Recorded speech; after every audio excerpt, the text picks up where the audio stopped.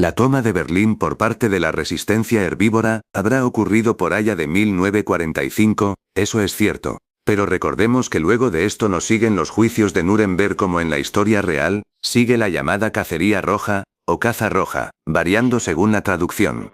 Esto significó que los derechos universales, los de la vivencia más precisamente, no se crearon hasta adentrado el año 1984, con la caída del muro de Berlín, la cual pese a todo no destruyó a la Unión Soviética. Por lo tanto, pese a las leyes de cada país en contra del crimen, este seguía ocurriendo bajo la máscara de la discriminación. En Estados Unidos más precisamente fue donde más se vio este fenómeno gracias a la red Bloodshed, la cual había sido liderada por Astor. Astor en este momento aún no había sido estudiado, por lo que se desconocía su forma de operar. La red de matanza Bloodshed, nombres que recibió tras el colapso de archivos liberados por el propio Astor antes de su desaparición, fue la red de asesinos seriales más grande en la historia policial de Estados Unidos, contando con hasta 92 miembros activos en el lapso de 3 décadas consecutivas. Se habla de Kiyomi Wardrop, Sidney Gray, Margarita Machiere, y Norelia Aguslula, de enfermeros psicópatas y presidentas drogadas, pero rara vez se relata la historia desde su punto de inicio.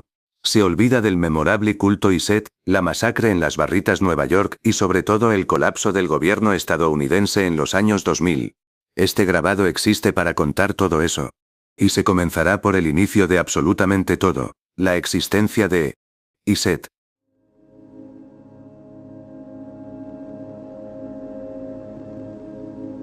Kayset Iset fue un asesino serial estadounidense activo entre los años 50 y mediados de la década de los 60. Esto debería ser verdad, pero lo cierto es que Iset no era precisamente un asesino serial, sino un líder. Él ordenaba a sus siervos que asesinasen y arrebatasen vidas inocentes en su nombre, que a su vez él era extorsionado por Astor para llevar a cabo todo ello. Esto significaba que Iset solamente dirigía las órdenes de Astor, quien le ordenaba continuar con el culto. El culto del que hablo es nada más que el culto Iset, a su vez nombrado culto de los Shimoari, por referencia a Rebecca Shimoari, y mal asociados al Moonlit Clan.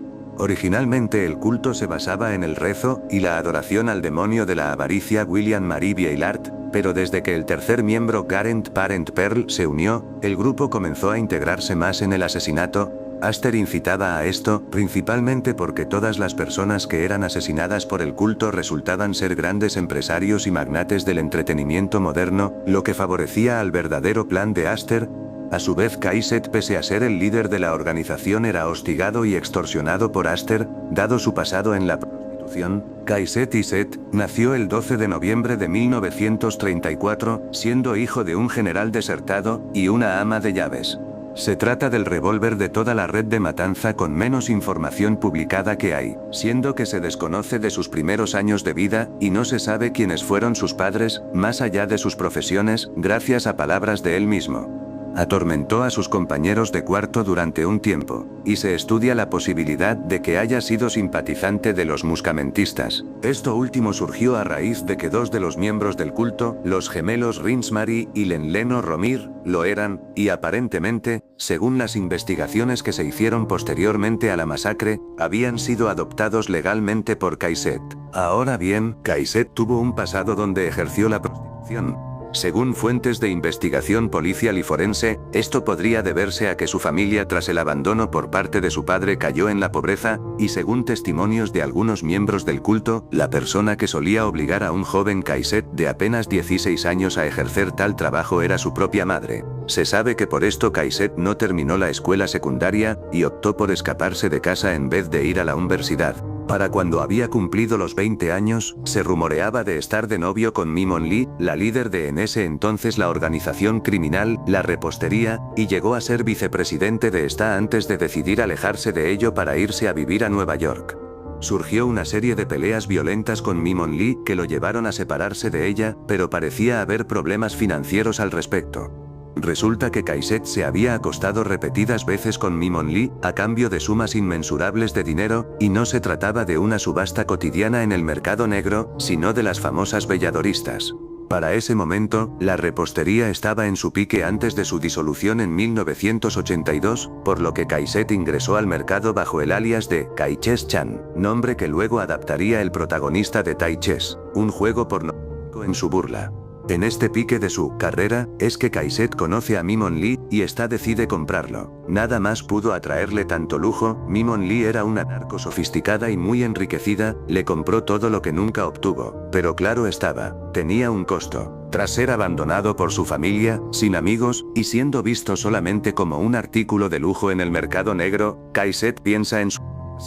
Es un Dunker Violet, habrá sido amigo cercano de sus hostiles años en el secundario, que lo retiene de acabar con su propia vida.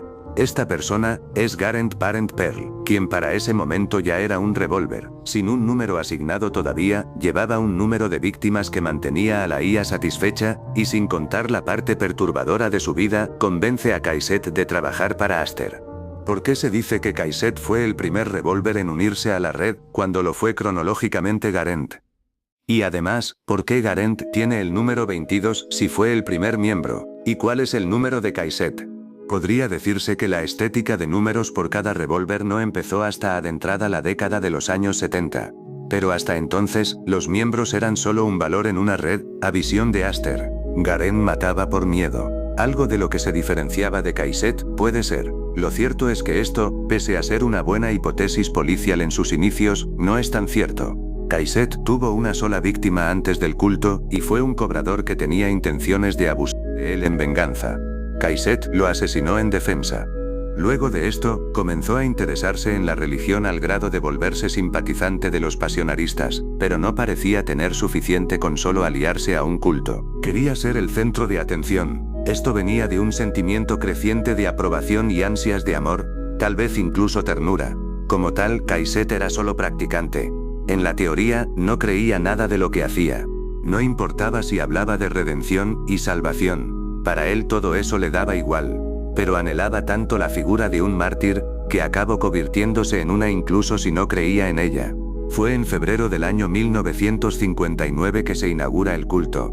Aún sin un nombre y únicamente 2 miembros, Gumiger Formiger y el propio Gareth, y Kai-Set a la cabeza de ambos.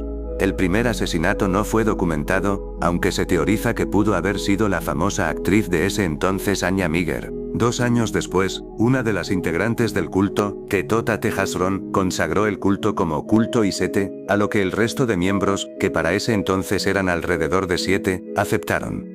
Para ese entonces, la cifra de víctimas había aumentado en 2. El asesinato de la pareja Anes Ugardas y Vincent Sasa, 2 grandes magnates del mundo de la música a inicios de esa década, y parecía ser suficiente para que Aster no decidiese molestar a Kai-Set. Mientras tanto, existían otras fuerzas que intentaban ir en contra de Kai-Set. Los gemelos Romir, para ese entonces ya huérfanos de una pareja prole de Boston, habían sido los primeros en ingresar al culto justo después de Formiger. Ellos habían sido ladrones de toda la vida, utilizando su aspecto normalmente infantil para engañar a los adultos y robar por mera diversión. Existían rumores de que habían asesinado a los padres y, bajo sospecha de Gareth, creía que harían lo mismo con Kai-Set. No obstante, se habían ganado el aprecio de todos los integrantes del culto. Resultaba conmovedor ver a 2 niños aferrarse a su líder como si fuese su figura paterna genuina. Kai-Set, por su parte, nunca presentó signos de molestia ante este comportamiento, aunque tampoco se encariñó demasiado con los niños. En febrero de 1965, se une una nueva integrante al culto, Naomi Mansk, una chica sínefa que afirmaba haber sido desechada de su hogar como si fuese basura, y las en ese entonces vicepresidentas del culto, Lucan Abigail y Meris Manin, deciden tomar piedad de ella. La integran en la organización y le enseñan a rezar, realizar los devocionales a su Dios y a ejecutar ofrendas. A su vez, para este momento el número de víctimas arrebatadas por el culto había aumentado aunque no considerablemente. El ministro de Finanzas del estado de Nueva York, Patrick Nizier, y el manager de la banda Light and Darkness, Bobert Brown, habían sido asesinados en el desierto de Las Vegas, por presumiblemente, miembros del grupo. En la posteridad, la única sobreviviente de la masacre, Meris, confesaría que esto es cierto. Para noviembre del año siguiente, el culto alojaba alrededor de 22 miembros activos, mas la cifra de víctimas no había cambiado. Esto podría deberse a una intervención de Aster. Por otro lado, los gemelos Romir parecían conspirar contra Margarita, o más bien provocarla. Ellos, entre sus robos, habían robado los espejos de la soberbia del Museo de Historia de Washington, justo antes de viajar a Nueva York, llevándoselos de contrabando a dicho estado. Ellos sabían que Margarita buscaba tales espejos, por lo que su plan era colocar a Caiset como intermediario para que éste fuese asesinado, pues no lo consideraban su padre real, y en secreto acostumbraban a llamarlo el diablo.